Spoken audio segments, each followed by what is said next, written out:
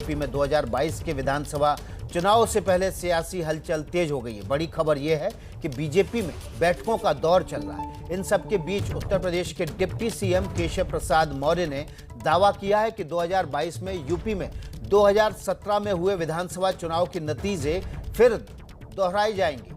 BJP 300 plus सीटें जीतेगी। केशव प्रसाद ने कहा कि संकल्प पत्र के लगभग सभी वायदे चुनाव से पहले बीजेपी पूरा कर लेगी। 2017 यूपी विधानसभा चुनाव में बीजेपी ने 312 सीटें जीती थीं। समाजवादी पार्टी और बीएसपी 70 के भीतर सिमट गई।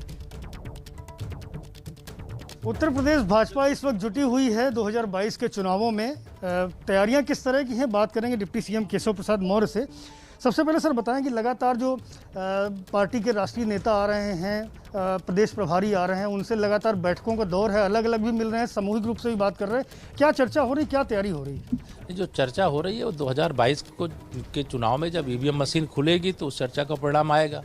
हम फिर 2022 में 2017 दोहराएंगे, 2014 दोहराएंगे, 2019 दोहराएंगे और फिर 2022 की तरह फिर ऐतिहासिक विजय 2024 में प्राप्त करेंगे। तो ये संगठन गढ़े चलो, सुपंथ पर बढ़े चलो, भला हो जिसमें देश का, प्रदेश का, गरीबों का, किसानों का, मजदूरों का, नौजवानों का, वह काम सब किए चलो। संकल्प पत्र पर भी चर्चा हुई है। कहा गया कि संकल्प पत्र में जो चीज़ें दी गई थी वो वादे दावे कितने पूरे हुए, इसको लेकर बात हुई। संकल्प पत्र के लगभग सभी वादे पूरे हो गए। 2 विषय हैं, उनको भी हम लोग पूरा कर देंगे। छोटे दलों की अगर बात करें सर, तो आप लोग पहले भी जिन पार्टियों के साथ रहे, अपना दल हो या निषाद पार्टी हो, आज जब चुनाव नज़दीक है तो ये कहा जा रहा निषाद पार्टी की ओर से कि हमें डिप्टी सीएम का चेहरा बनाएं, अपना दल अलग मांग कर रहा है। तो इस तरह की चीज़ों से कैसे निपटेंगे, इनको लेकर कुछ रणनीति? ये मांग तो आप भी कर सकते हैं कि आपको डिप्टी सीएम बनाया जाए, लेकिन ये तो पार्टी नेतृत्व तय करेगा किसको क्या बनाना है, किसको किस तरह से समायोजन करना है, किसको किस प्रकार से सम्मान देना है।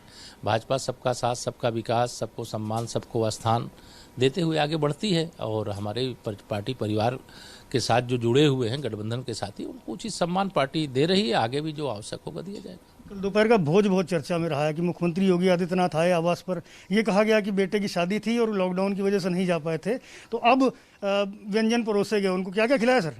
देखिए, माननीय मुख्यमंत्री जी अथवा हमारे संगठन के जो वरिष्ठ अधिकारी गण हैं, मैं एक कार्यकर्ता हूं और कार्यकर्ता के नाते उनका आगमन मैं अपना सौभाग्य मानता हूं और उनका स्वागत, अभिनंदन करते हुए अब कल आए। आप लोगों ने उसको हाइड दूसरे रूप में देने की कोशिश ज़रूर की है, लेकिन ऐसा कुछ नहीं, शिष्टाचार है।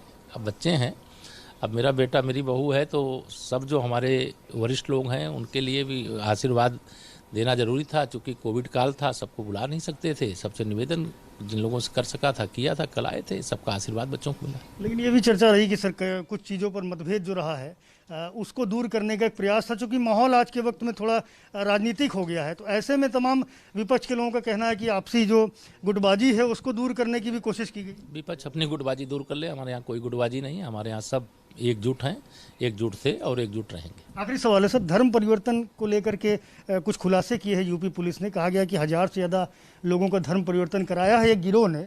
तो आपको क्या लगता है कि इस तरह की चीज़ें इलेक्शन के टाइम पे जो निकाली गई हैं, तो ये कहना है कि कहीं ना कहीं सांप्रदायिक चीज़ों को सामने ला करके बीजेपी 2022 का चुनाव जीतना चाहती है? कोई भी गैर कानूनी काम करेगा उसे न बख्शा गया है न बख्शा जाएगा। और विपक्ष का प्रमाण पत्र इस बात के लिए नहीं चाहिए कि कोई अपराध करे और उसके खिलाफ कार्रवाई करें ना करें। इसके लिए विपक्ष का ना तो निर्देश चाहिए, ना उनका आदेश चाहिए, ना उनका प्रमाण चाहिए।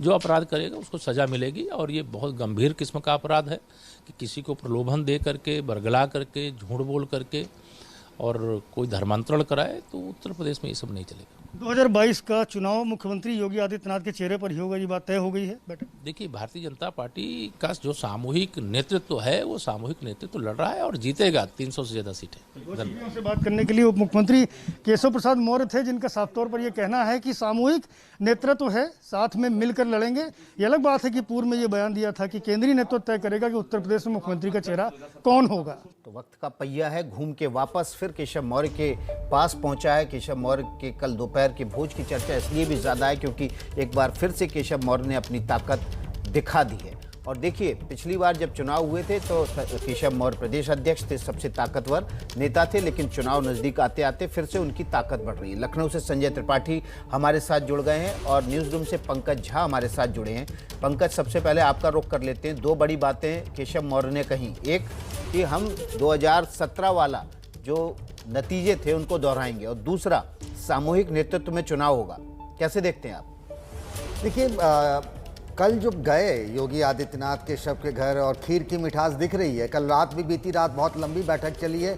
इन बैठकों का जो 3 दिनों तक चला, जिसमें BL संतोष और राधा मोहन सिंह रहे, संघ और बीजेपी के वरिष्ठ नेताओं की बैठक हुई। अब ये दिख रहा है कि हम साथ साथ हैं। इससे पहले खुलकर केशव मौर्य, स्वामी प्रसाद मौर्य कह रहे थे कि नहीं, केंद्रीय नेतृत्व तय करेगा चेहरा कौन होगा। अब ये तय हो चुका है कि चेहरा योगी आदित्यनाथ होंगे। जैसा भी आपने विकास सुना, केशव प्रसाद मौर्य को सामूहिक नेतृत्व की बात है, सब लोग मिलजुल कर लड़ेंगे। कल यही संदेश दिया गया है कि आपस में कहीं से भी किसी तरह की कोई कटुता नहीं हो। अब वक्त नहीं है, 403 विधानसभा की सीटें हैं, 300 पार का लक्ष्य पहले भी 2017 में था। तब केशव प्रसाद मौर्य वो बीजेपी के प्रदेश अध्यक्ष थे और वो सीएम बनना चाहते थे, योगी सीएम बन गए। लेकिन अब वो सारी बातें खत्म हो चुकी हैं, सबको मिलजुल कर लड़ना है, यही एक मैसेज दिया गया है। जी, संजय त्रिपाठी भी हमारे साथ लखनऊ से जुड़े हुए हैं। संजय, 300 पार का जो नारा है वो तो लगा दिया, लेकिन रोड मैप क्या होगा, किस तरह से उसको हासिल करेंगे?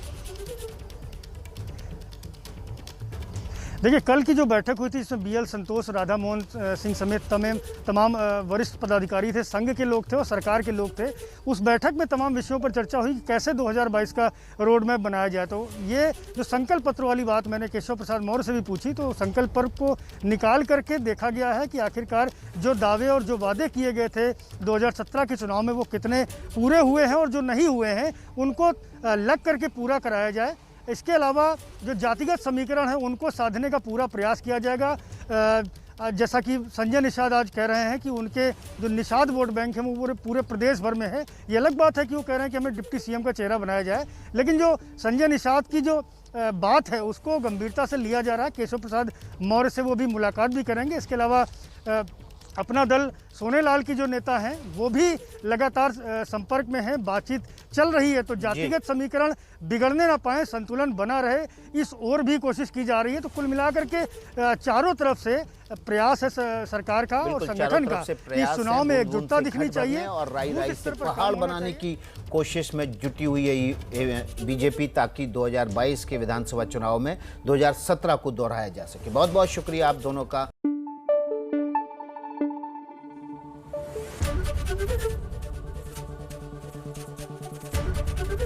ABP न्यूज आपको रखे आगे।